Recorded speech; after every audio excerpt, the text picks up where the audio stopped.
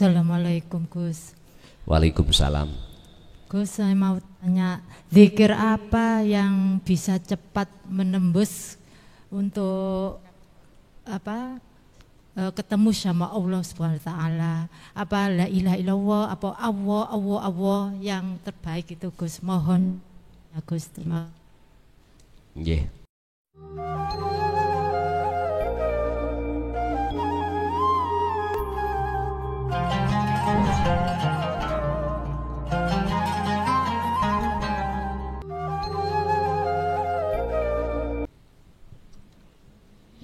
Dzikir apa yang bisa menjadikan suluk jenengan iki bisa lekas bertemu Allah?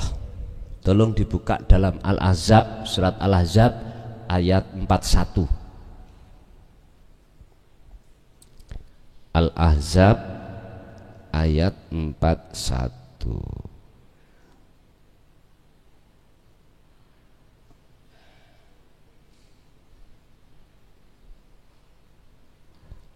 Al-Ahzab ayat 41.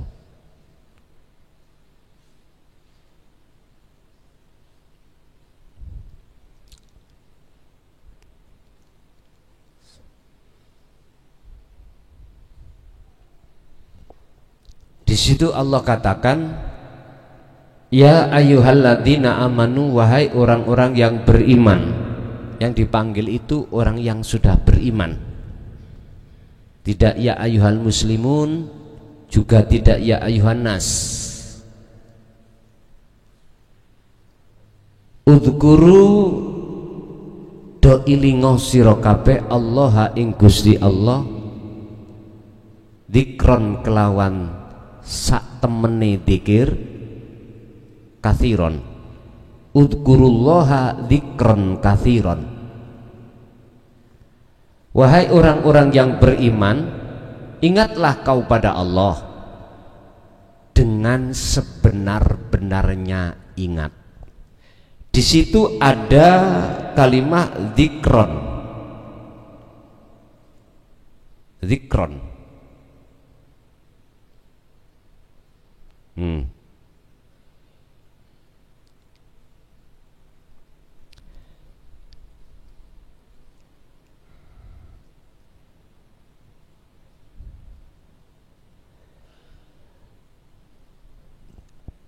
Di depan ada fi'il amar berupa apa?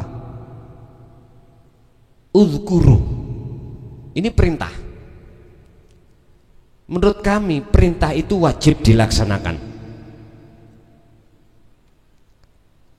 Al-imtithalul awamir, mana perkara yang diperintah Allah wajib kita lakukan.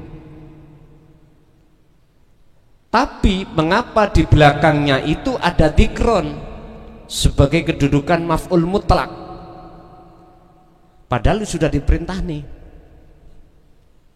Inilah Pak, menurut kami ini perintah Allah yang tidak main-main. Mengapa alasannya Allah memerintahkan? Karena keadaan ruhaninya kita itu terbelenggu oleh nafsu, dalam keadaan gelap. Ini kalau sadar. Pertanyaan ibu, dzikir yang manakah yang dengan bisa cepat untuk bisa membedah alam akhirat atau bertemu Allah? Padahal banyak ayat petunjuk-petunjuk tentang bertemu terhadap Allah. Tadi seperti surat Al-Kahfi ayat 110, fal ya'mal amalan solihan, amalan solihan yang bagaimana? Wala yusrik bi'ibadati rabbi ahada, dan tidak menyamakan sesuatu pada Allah dalam diri kita. Itu bagaimana? Bon, bicara tentang dzikir Pak, miturut versi Quran tauhite wonten sekawan. Wonten sekawan.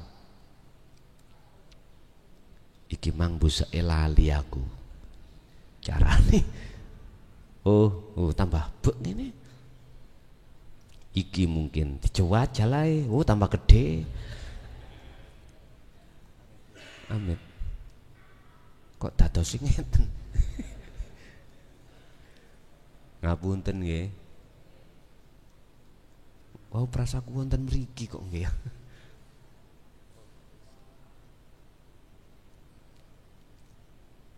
Oh niku.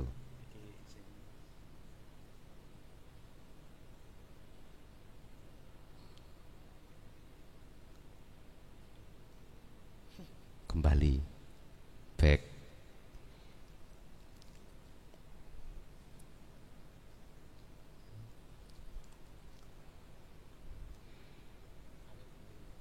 Oh nggih. Nggih. Ngene iki kudu ahline ya, Man. Gitu ya. Iki bab ngilmu loh, contoh didik ngene lho. Berhubung kita tidak bertauhid, tidak berilmu, gak iso sholat dengan benar. Kudu belajar ngilmune dulu.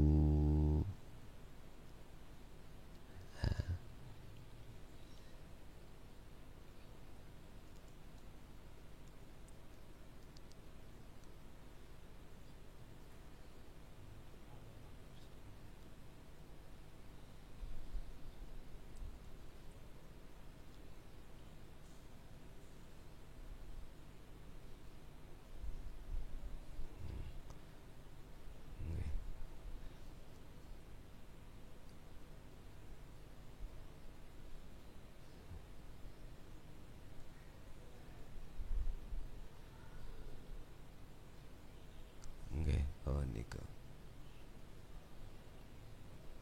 Kalau itu menulis.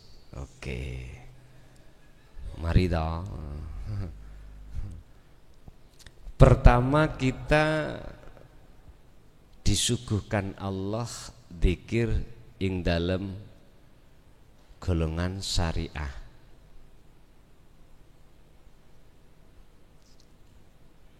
Dzikiri itu adalah disebut dzikir jahar.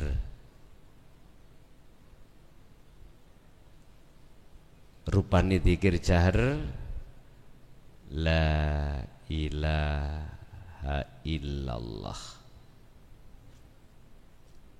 Niki wonten surat Muhammad kalau nggak salah. Naik satu tingkat lagi di dalam thariqah kita disebut dzikir sirri. Rupane la ilaha illa huwa. Huwa iki sifat sebagai wasilah.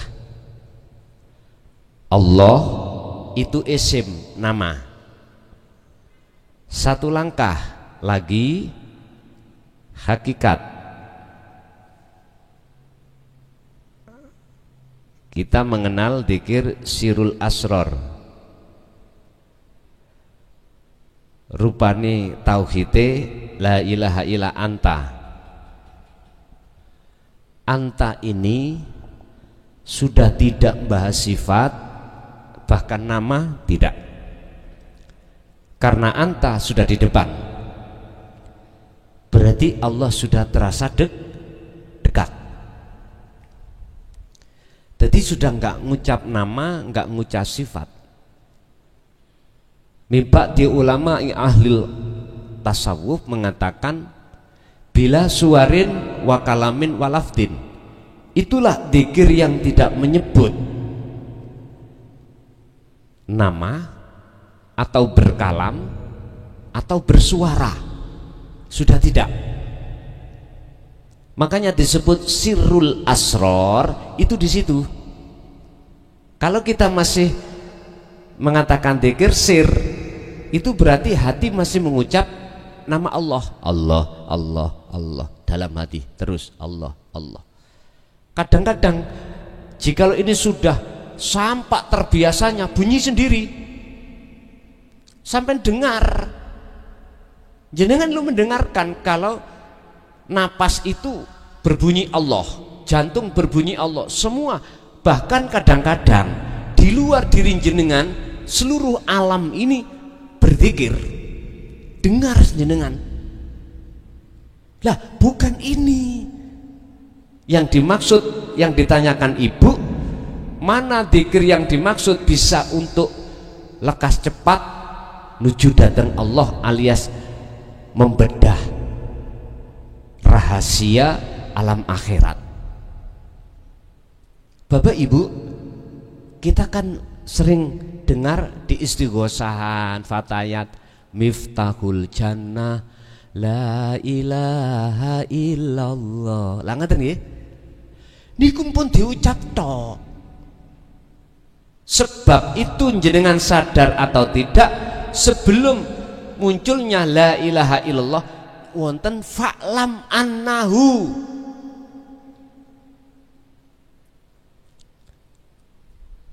Fa'lam annahu artinya ngertenono, fahamono opo arti di dalam la ilaha illallah. La ilaha iki piye maksude, illallah iki piye maksude, kudu dipahami riyen sebelum mengucap la ilaha illallah. Umpama sing dimaksud iku diucap tok enak Pak Bu, arek SD saged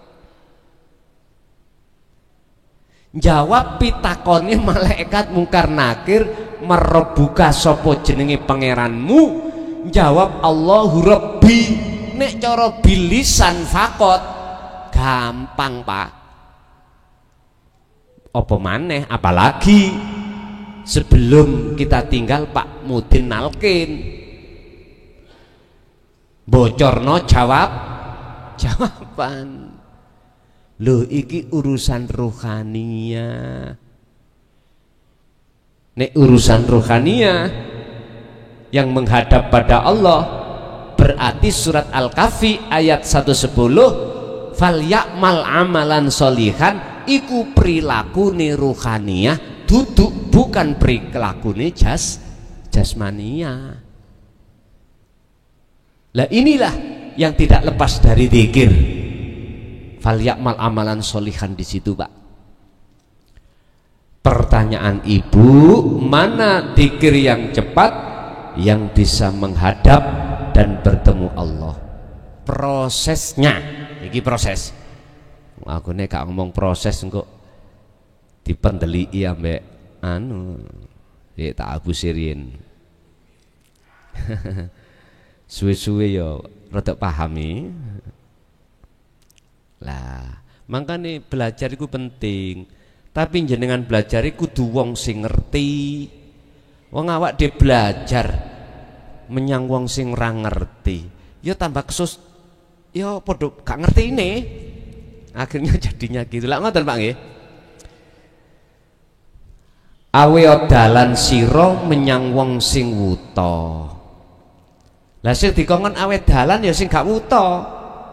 Tuntunan wong sing wuta. Berarti sing nuntun harus tidak buta. Istilah bahasa, nek awak dhewe atine wuta, yes golek tulung menyang wong sing atine gak wuta. Nek tujuane iku nuju nang Gusti Allah. Makanya disebut mursyid iku Pak, wajib makrifat dulu. Wajib niku. Masalah mursyid niku nggawa wong ribuan. Tidak hanya satusan, ribuan. Bagaimana mungkin semuanya akan bisa sampai pada Allah? Umpama kula mursite ku wuta nang Gusti Allah, ya ora iso. Ibarate logika, kula niki supir bis, isine jero bis niku wong 100. Tapi mripat kula wuta, mboten nyusup nang jurang apa?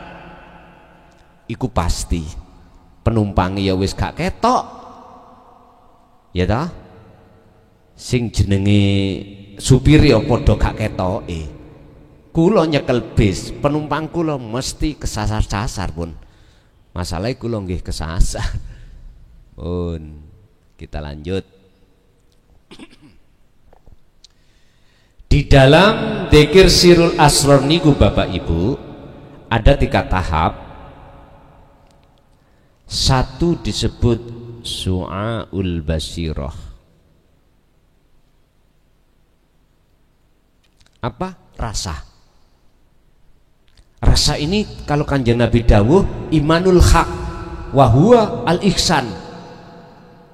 Tarkib al-ihsan definisi anta budallaha ka'annaka lahu tara. Fa ilam takun,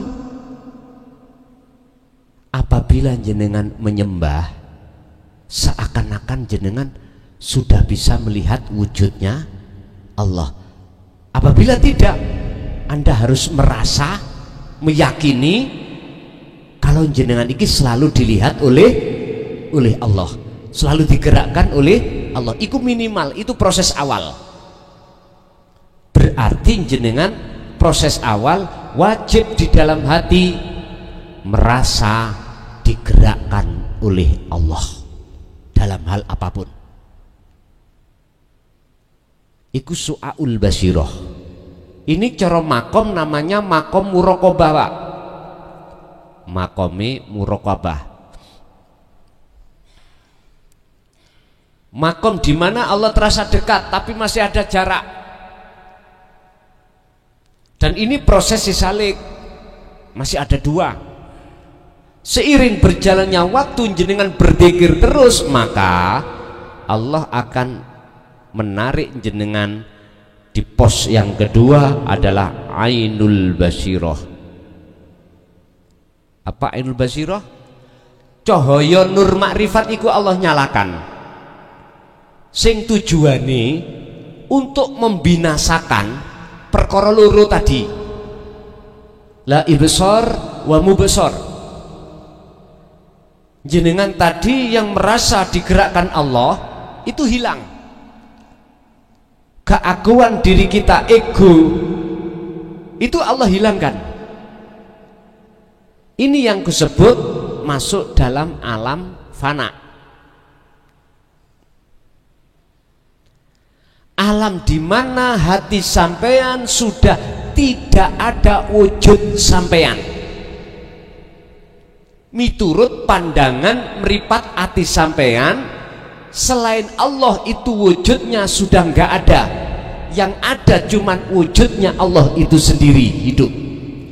Berarti yang melihat dan yang dilihat, yang bergerak dan yang menggerakkan pelakunya tunggal. Quran menjawab, ana innani anallah, sesungguhnya aku iki adalah Allah, la ilaha illa ana, tidak ada Tuhan kecuali aku. Manakala itu sudah di ainul basirah, terakhir mesti sampai ditetapkan hakul basirah. Iki alam makrifat. Udah Pak, proses telu iku urusane Gusti Allah. Sing penting jenengan bagaimana mungkin, bagaimana sejauh mana dzikir itu nancep ning ati terus. Ingat, Allah pesankan terhadap kita dalam surah Al-Baqarah 256, faqadistamsaka bil urwatil wuthqa lam fisomalaha. Kalau kamu sudah mendapatkan akses dariku untuk bertemu aku, maka jangan pernah itu kau lepaskan. Pegang teguh taliku. Tali ini Allah itu tadi, dzikir tadi. Kalau jenengan bertanya bagaimana caranya untuk cepat lekas bertemu Allah, dzikir apa? Yang jenengan kudu takok Gusti Allah. Wong sing duwe hak iku Gusti Allah. Cuman nek ngomong sistem teori ngene iki. Sistem teorinya di sini. Sampai kudu berzikir iku terus menerus, tapi masalah ketemu itu hak prerogatif Allah. Disinilah yang terakhir yang ku maksud, setelah hakul basirah makrifat ini muncullah yang terakhir hakikat, muncul namanya makrifat, dikiri namanya fana udzikri, tauhidih la ilaha illa ana. Pun telas pun nek wis kaya ngene monggo sedo ora apa-apa. Tapi nek durung tekan kene qad khosiro, apalagi qad khosirul ladina kadzdzabu biliqaillah, siapapun yang mendustakan pertemuan terhadap Allah di dunia ini, kalau dia sudah meninggal qad khosiro, sungguh celaka ruhaniyah ini. Udah, niki peringatan Allah. Makanya mengapa saya harus berani menyampaikan walaupun pahit kurasa, sebab Rasulullah juga menyampaikan. Kalau ada makalah yang mengatakan bahwasanya Rasulullah nggak pernah menyampaikan tentang tauhid ini, terus bukti kalau ada ayat ini apakah kurang cukup? Kalau Rasulullah juga menyampaikan, menurut kami kalau Rasulullah tidak menyampaikan, gak mungkin wahyu ini sampai terhadap kita.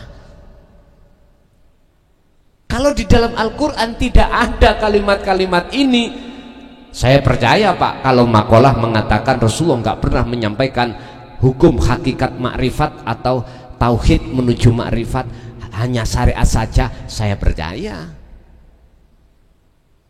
Terus adanya iki, apa kita kurang percaya?